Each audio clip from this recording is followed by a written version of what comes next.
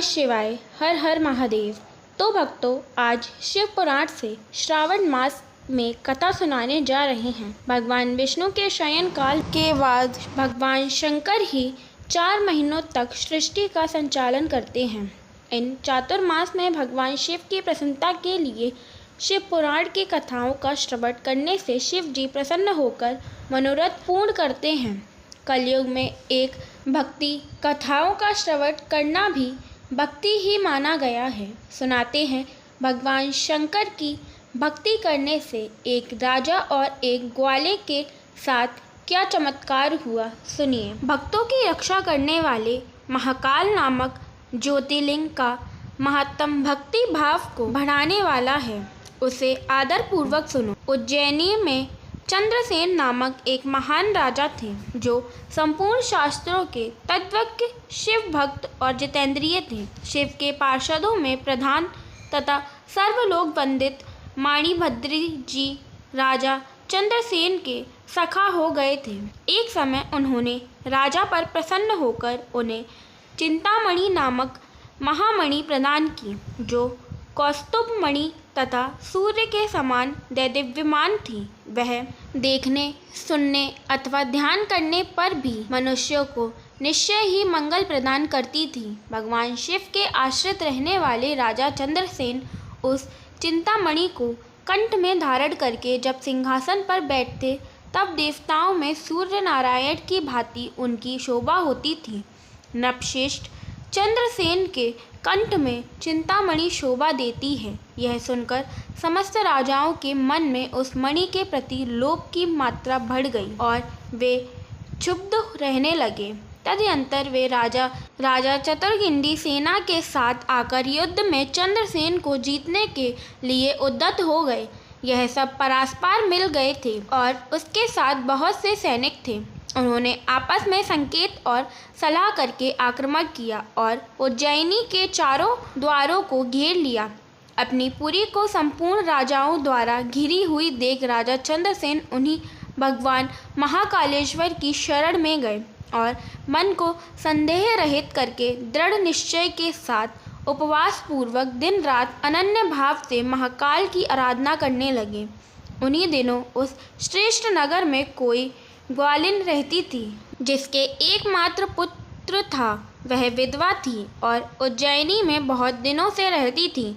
वह अपने 5 वर्ष के बालक को लिए हुए महाकाल के मंदिर में गई और उसने राजा चंद्रसेन द्वारा की हुई महाकाल की पूजा का आदर पूर्वक दर्शन किया। राजा के शिव पूजन का वह आश्चर्यमय उत्सव देखकर उसने भगवान को प्रणाम किया और फिर वह अपने निवास स्थान पर लौट आई। ग्वालिन के उस बालक ने भी वह सारी पूजा देखी थी, अतः घर आने पर उसने कौतूहलवश शिव जी की पूजा करने का विचार किया। एक सुंदर पत्थर लाकर उसे अपने शिविर से थोड़ी ही दूर पर दूसरे शिविर के एकांत स्थान में रख दिया और उसी को शिवलिंग माना। फिर उसने भक्तिपूर्वक कृत्रिम गंध, अलंकार, वस्त्र, धूप, दीप और अक्षत आदि द्रव्य जुटाकर उनके द्वारा पूजन करके मन कलिपत दिव्य निवेद भी अर्पित किया। सुंदर सुंदर पत्तों और फूलों से बारंबार पूजन करके भांति भांति से नृत्य किया और बारंबार भगवान के चरणों में मस्तक झुकाया।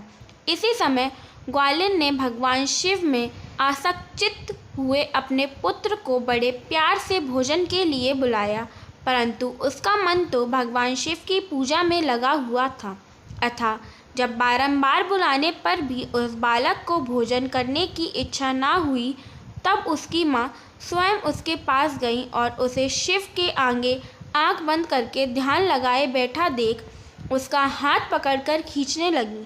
इतने पर भी जब वह न उठा, तब उसने क्रोध में आकर उसे खूब पीटा।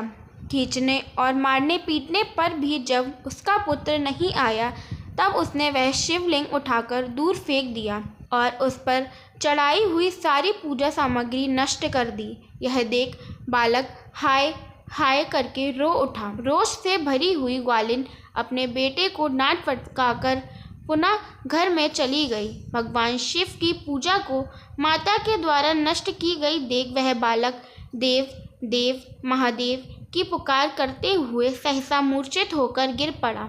उसके नेत्रों से आंसुओं की धारा प्रभावित होने लगी। 2 घड़ी बाद जब उसे चेत हुआ तब उसने आंखें खोली। आंख खुलने पर उस शिशु ने देखा उसका वही शिविर भगवान शिव के अनुग्रह से तत्काल महाकाल का सुंदर मंदिर बन गया। मणियों के चमकीले खंभे उसकी शोभा बढ़ा रहे थे। वहाँ की भूमि स्फटिक मणि से जड़ दी गई थी।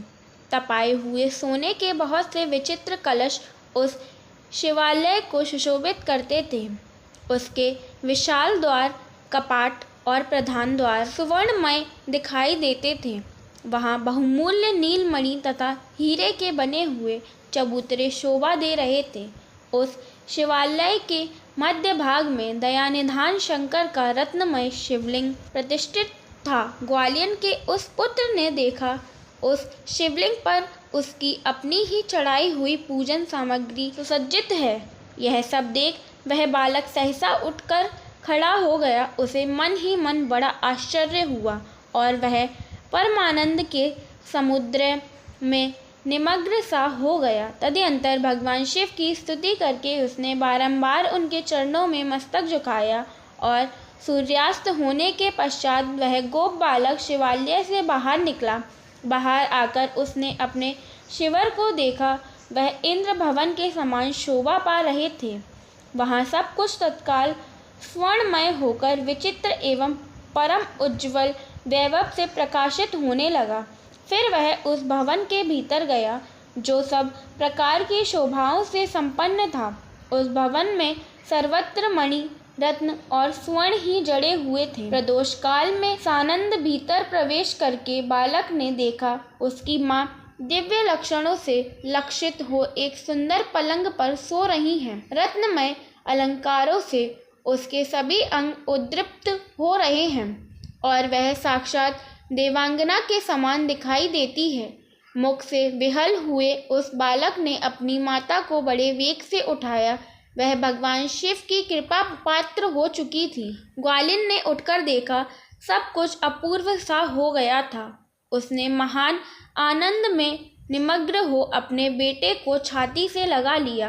पुत्र के मुख से गिरिजापति के कृपा प्रसाद का वह सारा वृतांत सुनकर ग्वालिन ने राजा को सूचना दी, जो निरंतर भगवान शिव के भजन में लगे रहते थे।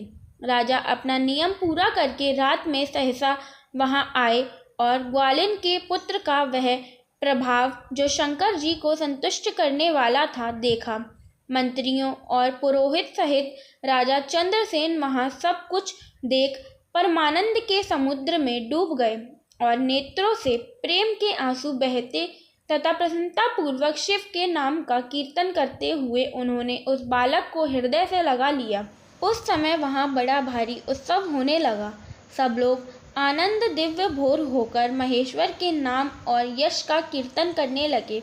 इस प्रकार शिव का यह अद्भुत महात्म देखने से पूर्ववासियों को बड़ा हर्ष हुआ और इसी की चर्चा में वह सारी रात एक क्षण के समान व्यतीत हो गई।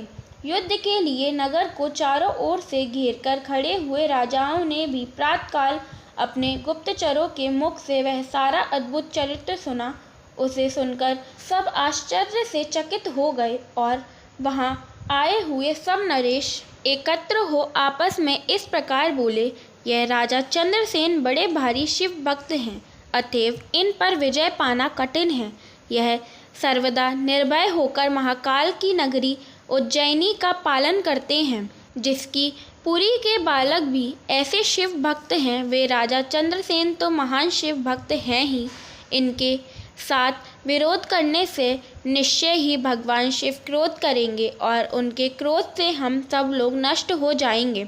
अतः इन नरेश के साथ हमें मेल मिलाप ही करना चाहिए।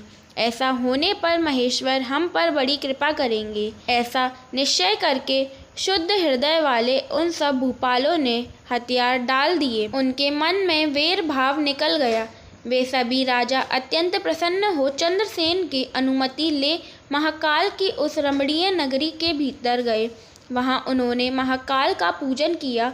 फिर वे सब के सब उस ग्वालिन के महान, अद्भुतमय, पुण्य, दिव्य सौभाग्य की भूरी भूरी प्रशंसा करते हुए उनके घर पर गए। वहाँ राजा चंद्रसेन ने आगे बढ़कर उनका स्वागत सत्कार किया। वे बहुमूल्य आसनों पर बैठे और आश्चर्यचकित एवं आनंदित हुए। गोप बालक के ऊपर कृपा करने के लिए स्वतः प्रकट हुए शिवालय और शिवलिंग का दर्शन करके उन सब राजाओं ने अपनी उत्तम बुद्धि भगवान शिव के चिंतन में लगाई। तदनंतर उन सारे नरेशों ने भगवान शिव की कृपा प्राप्त करने के लिए उस गोपी शिशु को बहुत सी वस्तुएं प्रसन्नतापूर्वक भेंट की। संपूर्ण जनपदों में जो बहुसंख्यक गोप रहते थे, उन सबका राजा उन्होंने उसी बालक को बना दिया। इस समय समस्त देवताओं से पूजित परम तेजस्वी वानर राज हनुमान जी वहां प्रकट हुए। उनके आते ही सब राजा बड़े वेग से उठकर खड़े हो गए। उन सबके भक्ति भाव से विनम्र होकर उन्होंने मस्तक झुकाया। राजाओं से पूजित हो वानर राज हनुमान जी उन सबके बीच में बैठे और उस गोप बालक को हृदय से लगाकर उन नरेश की ओर देखते हुए बोले, राजाओं, तुम सब लोग तथा दूसरे देहधारी भी मेरी बात सुनो। इससे तुम लोगों का भला होगा। भगवान शिव के सिवा देहधारियों के लिए दूसरी कोई गति नहीं है। यह बड़े सौभाग्य की बात है कि इस गोप बालक ने शिव की पूजा का दर्शन करके उससे प्रेरणा ली और बिना मंत्र के भी शिव का पूजन करके उन्हें पा लिया। गोप वंश की कीर्ति बढ़ाने वाला यह बालक भगवान शंकर का श्रेष्ठ भक्त है। इस लोक में संपूर्ण भोगों का उपभोग करके अंत में यह मोक्ष प्राप्त कर लेगा। इसकी वंश परंपरा के अंतर्गत 8वीं पीढ़ी में महायशस्वी नंद उत्पन्न होगा, जिनके यहाँ साक्षात भगवान नारायण उनके पुत्र रूप से प्रकट हो श्री कृष्ण नाम से प्रसिद्ध होंगे। आज से यह गोप कुमार इस जगत में श्रीकर के नाम से विशेष ख्याति प्राप्त करेगा। ऐसा कहकर अंजनी नंदन शिव स्वरूप वानर राज हनुमान जी ने समस्त राजाओं तथा महाराज चंद्रसेन को भी कृपा दृष्टि से देखा।